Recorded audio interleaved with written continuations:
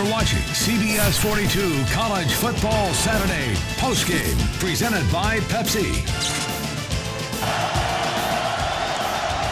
Auburn wins the BCS National Championship. Well, it may have been the shortest kick of his life, but it was also the biggest one. Wes Byram wins the national championship for Auburn, beating Oregon 22-19 in a game that nobody saw coming with how low scoring it was. And on the campus of Auburn University, Toomer's Corner was going berserk. We may have never in anyone's lifetime seen that much toilet paper on the corner of Toomer's. It took them days to clean it all up, but it was all well worth it. Welcome into our CBS 42 kind of pseudo-Auburn postgame show. I'm Chris Brees. We're all doing the social distancing thing, so we're all doing the show from home. Simone Eli, Drew Carter are going to join me. After that game, Auburn put themselves on the national map, and then Coach Gene Chizik had a sincere message for his guys in the locker room that nobody would ever forget. I just couldn't be more blessed to be a part of you guys, man. And you know what? You're champions, and you're football champions. And I hope that you understand how to be a champion dad and a champion father and a champion whatever you do when you leave here. I hope that you understand the importance of learning how to be a champion, because it is not easy. And y'all know, you heard me say it from the beginning, man, this stuff ain't easy. These things don't come. You know, I've got all the rings in the drawers. I've told you all that, and they are stinking hard to come by. Now you got one. And, of course, everybody knows who the offensive coordinator was on that 2011 national title team. It's the current head coach, Gus Malzahn. Coach, thanks so much for being with us. It looks like you're safely social distancing down there in Auburn at home. Yeah, that's exactly what we're doing. You know, this is week 5 of the new normal. You know, we're starting to get in a routine, just trying to make sure our players are safe and healthy, and hopefully we'll be back sooner rather than later. So looking back at this 2011 title game, you could say most of the country thought you guys were the clear favorite. But then Oregon kind of got in this game, and they really had a defensive rhythm on you guys. I know this was 10 years ago, but what do you remember about that first half and what Oregon did that kind of stymied you guys there? Yeah, what I do remember is I think there was 30-plus days to get ready for the game. So, we did our homework all year. There were odd front teams, so we really figured that they would do something similar to that up front, and they did. They had a couple new wrinkles, but at the same time, I mean, they were a very good team, a very good defense with a lot of NFL players, on that team. So we missed a couple opportunities, but, it was tough sledding in that first half. Do you think you've kind of changed mentality, or maybe the way you call plays or risk reward between looking back in 2010 and now in 2020? Yeah, I think the big thing is, like, us in Oregon was one of the few teams that were actually going with the no huddle the whole game, tight mentality. There wasn't a whole lot of fast-paced teams. So, it's completely different now. Most teams have some type of no huddle in their system. A lot of teams in our league, go no huddle, the whole game. So it's a different day 10 years ago than it is today, but you got to continually adjust. So you guys had that kick to win it at the end. What did you tell Wes Byram before he ran out there to kick that field goal? Yeah, I think there was a timeout before, and we all got in the huddle, and, Jeff Grimes, our offensive line coach, was in it. And, I think we said a quick prayer.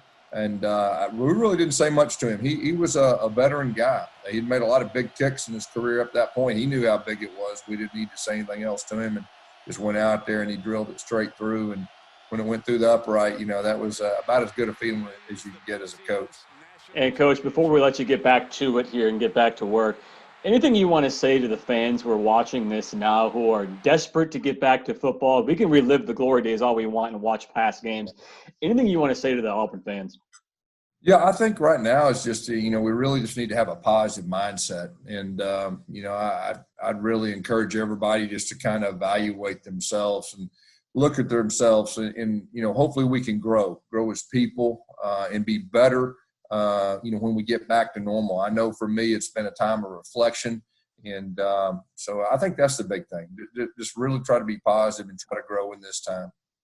I saw the social media post that Christy put on the other day. Happy late birthday to her, and hope you guys are having some good family time as well. Coach, thank you so much.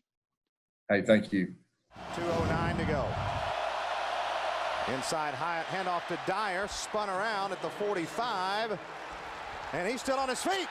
He's still on his feet, 40, 35, 30, 25. They never whistled it dead. He never went down. So that right there is the big question. Was Michael Dyer down or was he not? Bring him back in, Simone Eli and Drew Carter. Guys, we can't debate in the studio, but that doesn't mean we can't debate right now.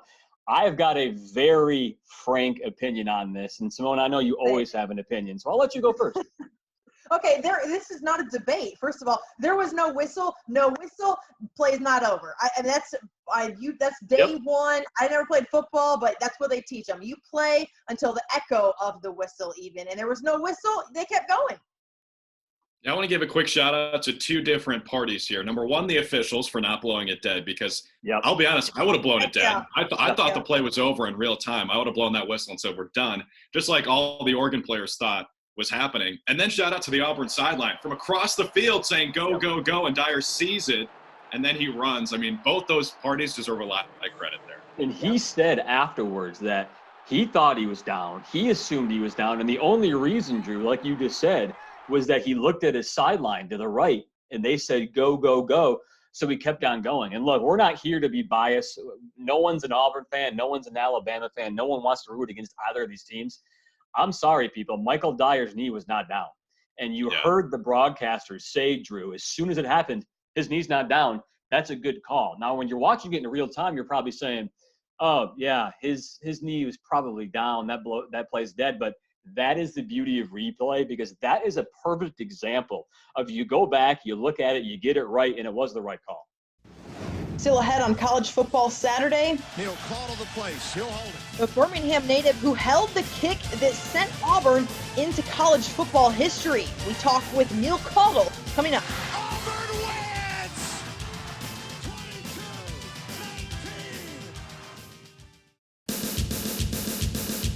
22-19. You're watching CBS 42 College Football Saturday Postgame, presented by Pepsi. All right, and we're here now with one of the guys who was in on one of the biggest plays in Auburn history, former Tigers quarterback and holder Neil Caudle. Neil, when you think back to that 2010 season, what was so special about that year, not only winning a national championship?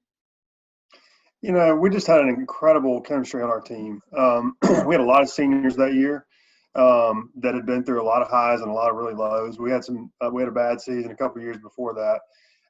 And I think it really it brought us together pretty well in a way that I've never seen on a team that I've been on before. And you couple that with a couple of amazing talents like Cam and Nick Fairley joining our team as well. Really kind of brought everything together in a perfect storm. Neil, when you think back to the specific play, that field goal that sent your team into Auburn football history and won you a national title, what do you remember about that play, going into that play, that entire drive, really? Yeah, you know, we were very fortunate that year. We had a lot of really close games that prepared us really well for that last game. You know, a few of them that we almost lost, we were able to come back. Obviously, we had the Alabama game that we came back in as well. And so what I remember about that play is, you know, we were very calm and very comfortable that whole game, even though it was back and forth. Oregon played us really hard. But I do remember that last drive just having a lot of confidence that we were going to get us down there in field goal range. Were you nervous? Were your hands shaking? Like, I mean, my hands are sweaty just thinking about you being in that situation. Like, what was going through your mind? You know, I get asked that question a lot. And, you know, I was nervous. But at the same time, we had a lot of things going for us. The biggest worry for a holder is you're going to have to make a play. You're going to have to, you know, field something, a grounder, or you're going to have to catch a fly or something like that. Yeah. But I knew that wasn't going to be the case. And so I just knew I had some peace because I knew all I had to do was stop the ball and get it somewhere close to the ground, and Wes could find a way to get it in. Mm-hmm. And so I was eerily calm before that play. People ask me all the time, what would I have done if I had dropped the field goal snap there? And you know, I tell them that I would have to move to California or somewhere because I don't think I couldn't stay here. Awesome, Neil Caudle. Thank you so much for your time. We really appreciate it today. Thank you. All right, still ahead on college football Saturday. Sports director Chris Brees goes one-on-one with Alabama running back Najee Harris about that 2018 national title game where the Tide came back to beat Georgia. That's coming up. Stay with us. You're watching CBS 42 College Football Saturday Postgame, presented by Pepsi. Back here on CBS 42, Chris Brees, Drew Carter, Simone Eli, we're all social distancing, hoping you are doing the same thing and having fun with it. We are talking all about the Auburn win in 2010 season against Oregon for a championship. Now time to transition, guys. And what better way to do it than the game that got everybody all worked up? Hearts were going crazy, cardiac arrest, Simone, because Alabama and Georgia, the 2017 season, nobody saw that first half coming, and then nobody saw the second half coming. Yeah, I really don't think that anyone saw that game coming, quite frankly, because Alabama and Georgia, both big question marks going towards the end of the season as to whether they would even be in. A lot of people thought Alabama was one of the best teams in the country, but when they lose to Auburn's in the SEC championship game, then Georgia wins that game, and of course, how Auburn's season ends at that point, Alabama gets in at the 4 over Ohio State. The Big Ten's all ticked off. So both of these teams really had a lot to prove as the 3 and the 4 seed in the college football playoffs going into that title game, Drew. And maybe that's the best thing that could have happened to Alabama, because who's the master of motivation? It's Nick Saban. So when they sneak in, you already know he had those bulletin board headlines up in that locker room saying, look, they don't think we belong here. Let's go out and put the hurt on a 1 seed Clemson. And I remember that Clemson semifinal game as the game where Kelly Bryant wilted under pressure. If Nick Saban hadn't made the move from Jalen to Tua in the championship, I think I would remember the championship the exact same way, just with Jalen Hurts in Kelly Bryant's spot. Yeah. That's what Alabama was staring at halftime, and then Nick Saban made the switch, and the rest is history. What that seemed like, it seemed like a classic example of, it was the only time you can say that Clemson was overrated in a season. They were number one the entire year. They had a lot of close games. And then all of a sudden they get to that pressure where they faced by far the best team in the country they played was Alabama the week before Alabama played Georgia in the championship game. That's what we saw out of that. That's probably why Alabama fans, Simone, probably felt so confident in this game going in, because they thought Clemson was the best team in the country. Didn't turn out that way. It turned out Georgia was the best team that Bama was going to face that year. You're absolutely right. And you have to remember when Nick Saban made the switch from Jalen Hurts to Tua Tagovailoa, how significant that was, because this was not Tua's sophomore year. This was not, we've seen Tua play a little bit. Tua had not even played significant downs that season. That was his freshman season. And to that point, we didn't really know what Tua was made of. Well, we can talk all we want about this game, but how about somebody who actually lived it? Najee Harris, 2 years ago, was a freshman at Alabama, waiting his turn, and he got his turn big time in that title game against Georgia. And here he is with us now. Najee, thanks so much for being with us. I know it's such crazy times for everybody. I understand you're up in Huntsville. How are you hanging around so far, by the way? Well, I'm hanging. That's the best way to say it. I'm just trying to get used to everything, what's going on and stuff like that. Trying to find a way to pass time. But I just been training a lot, really, you know what I'm saying? And, just training and eating. You should know all your fans cannot wait to get out there and see you in the Crimson Tide. Hopefully it's sooner rather than later. We've been talking all about this game with you in Georgia. I know as a freshman, you're always told you got to wait your turn. Nick Saban says you're going to play special teams as a running back. All those grades before you did exactly that. When you actually got in that game, were getting those carries and really were helping your team move the ball when they desperately had to, did you really believe that was going to happen in that game for you? Yeah, I mean, I knew – I didn't know that it was going to happen like that, but I knew, whenever, I get in the game my freshman year, I know, I got to make an impact either way, whatever it has to be, special teams or, when I get in the game or running back or just whatever, because I know that, I'm trying to show, my team, Saban and everybody, I am ready to play as a freshman. Like you said, you know what I'm saying, you got to wait your turn and all that, but, I was – so motivated to just play as a freshman to show I am ready. I know this offense, I know the scheme and all that. So when you go into a game like that with so much preparation, you guys are doing a million things at once. But once you kick off, let's be honest, Georgia really hit you guys in the mouth. You got into halftime. What were you guys thinking at halftime? Were you thinking, how do we even get here?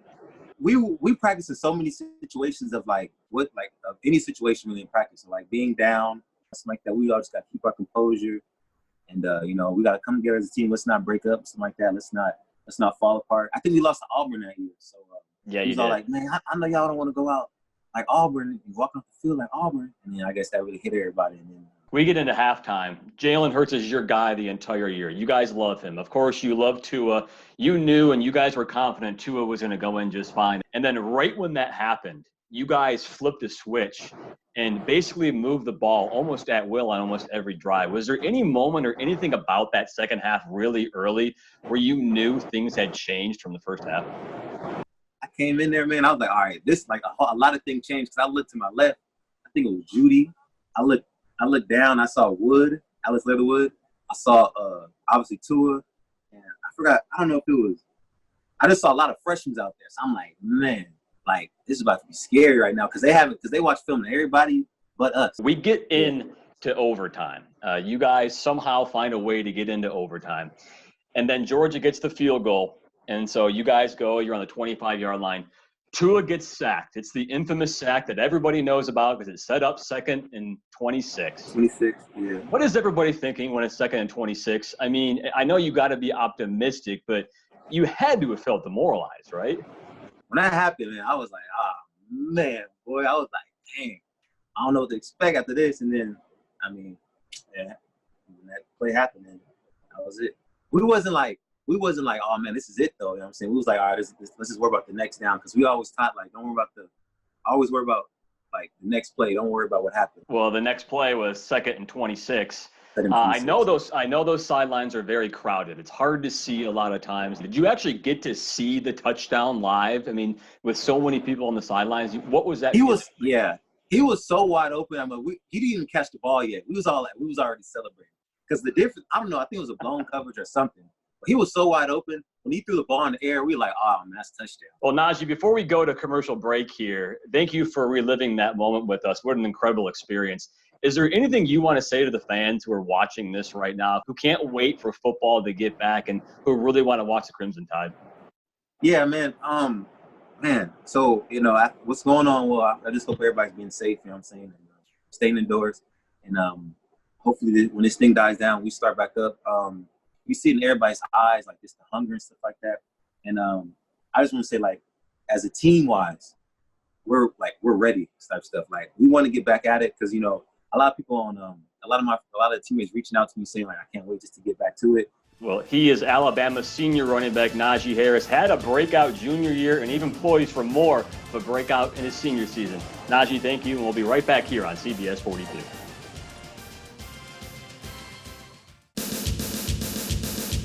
You're watching CBS 42 College Football Saturday Postgame, presented by Pepsi. All right, back here, Chris, Simone, and Drew. Before we take you to Alabama, Georgia, guys both on the spot, what do you miss most about me, Simone? Next, Drew, what do you miss most about me?